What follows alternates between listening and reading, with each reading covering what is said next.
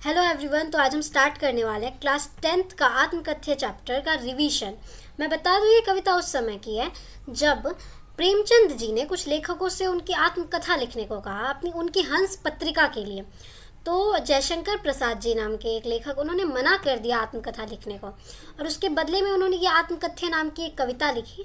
और बेसिकली मैं बता दूं ये कविता उन रीजंस को बताती है कि किन रीजंस की वजह से जयशंकर प्रसाद जी आत्मकथा नहीं लिखना चाहते। तो आइए इसका अर्थ हम जानते हैं। मधुप गुनगुना कर कह जाता कौन कहानी यह अपनी।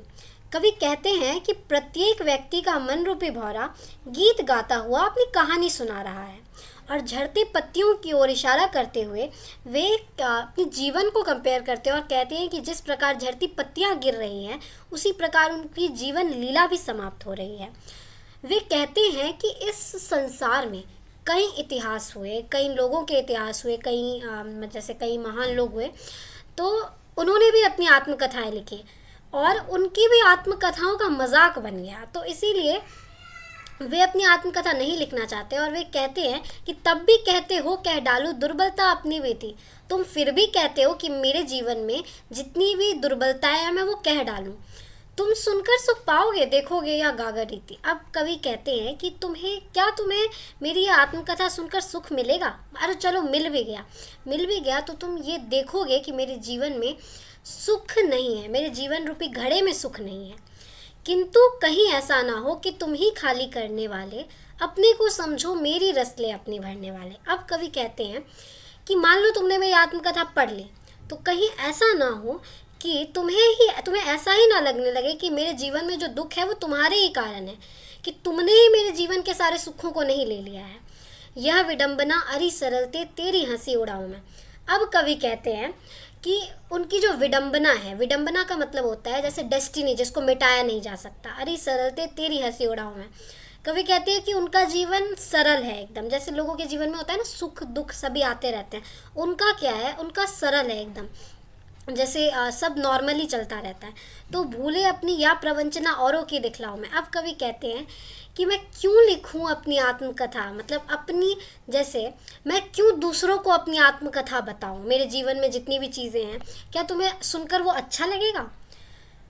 उज्जवल गाथा कैसे गाऊं मधुर चांदनी रातों की। अब कवि बोलते हैं कि चलो मान लो मेरे जीवन में भी सुख आए तो मैं क्यों, कैसे गाऊं, कैसे कहूँ तुमसे कि मेरे जीवन में सुख आए तो मुझे क्या अनुभव हुआ। उज्जवल गाथा कैसे गाऊं मधुर चांदनी रातों की, अरे खिलखिलाकर हंसने वाले उन बातों की। अब जैसे मैं जिस जिस दिन मेरे जीवन में सुख आया उस दिन मैं हंसा, उस दिन मैं खुश भी हुआ, परंतु मैं क्यों कहूँ तुमसे, क्यों वे लिखें अपनी आत्मकथा। मिला कहाँ वो सुख जिसका मैं स्वप्न देख कर जाग गया, आलिंगन में आते आते मुस्कुरा कर जो भाग गया। अब कवि कहते हैं कि उनके जीवन में जो सुख है वो उसका तो स्वप्न देखकर ही वो जग गए। मतलब जैसे वे सपने में, जैसे मान लो किसी सुख को देख रहे थे, कोई अच्छी चीज़ देख रहे थे और जैसे ही उठे वे तो उन्होंने देखा अरे ये सब तो एक सपना था। और आलिंगन में आते आते, मतलब आलिंगन का मतलब होता है गले लगाने में, जैसे ही वो खुशी उस सुख को अनुभव करने गए वैसे ही वो सुख उनके हाथों से निकल गया।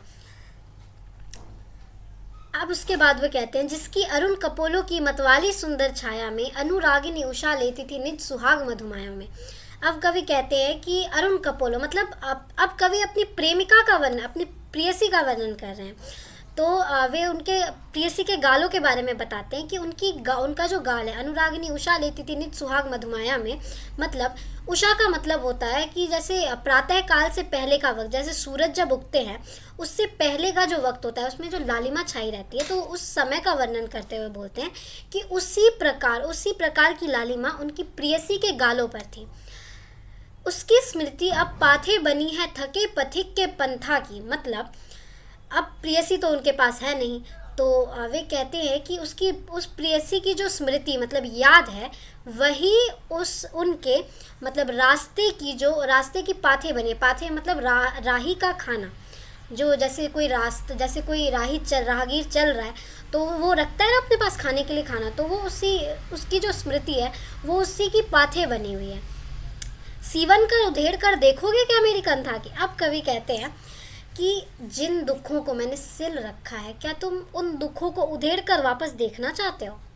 छोटे से जीवन की कैसे बड़ी कथाएं आज कहूँ, क्या यह अच्छा नहीं कि औरों की सुनता मैं मौन रहूँ। अब कवि कहते हैं कि मेरे जीवन काफ़ी छोटा है और मेरे जीवन में कुछ अच्छा उतना सुनने लायक है भी नहीं, उतना इंटरेस्टिंग कुछ है नहीं, तो वो क्या यह अच्छा नहीं कि औरों की सुनकर मैं मौन रहूं, जैसे और भी महान महान लोग हैं उनका सुनकर ये मौन रहें, यही अच्छा नहीं।